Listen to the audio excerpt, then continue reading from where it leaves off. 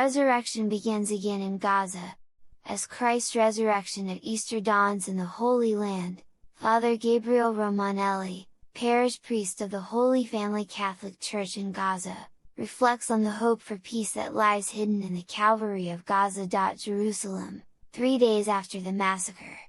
Calvary remains a place of disaster: crosses, hammers, nails, ropes.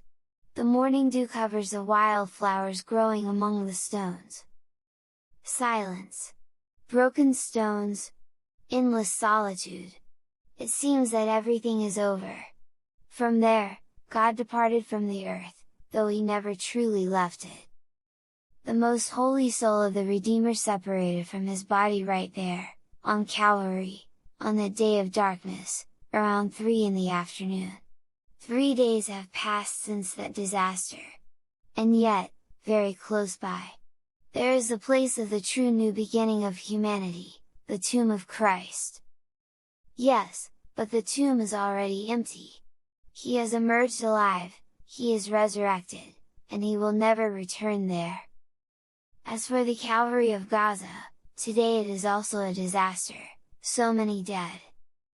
Wounded, sick, hunger, people left to their fate, hostages and prisoners, loneliness, and depression.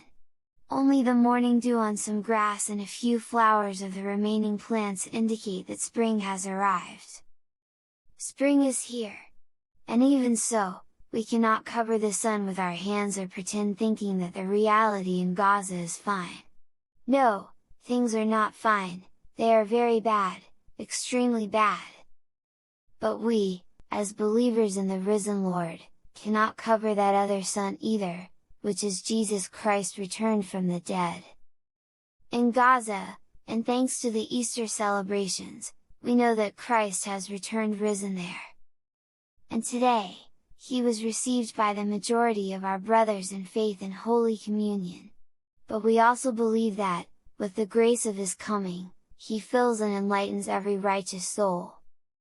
It may be that many have not yet known the design of God's love revealed in Jesus Christ, Emmanuel, the Son of God and Son of David, the Virgin born of a Virgin, but this does not mean they could not mysteriously partake in the grace of Easter. St. Paul teaches us that whoever is born without the law will be judged without the law. That being the case, it is up to him to judge and see every single human being, including each of us. We know that he loves those who seek him with a sincere heart, and I am convinced that the majority of these blessed people in these lands do not desire, deep in their spirit, this war. They do not want it, in fact, they detest it. From Gaza, from those tombs, many, indeed very many, await the day of the final resurrection. But we, who have so often seen entire peoples reborn from the ashes, can come to think that from their resurrection will begin again. Perhaps there is still some time to wait, unfortunately. But God, because he is just, will not abandon those poor people on Calvary.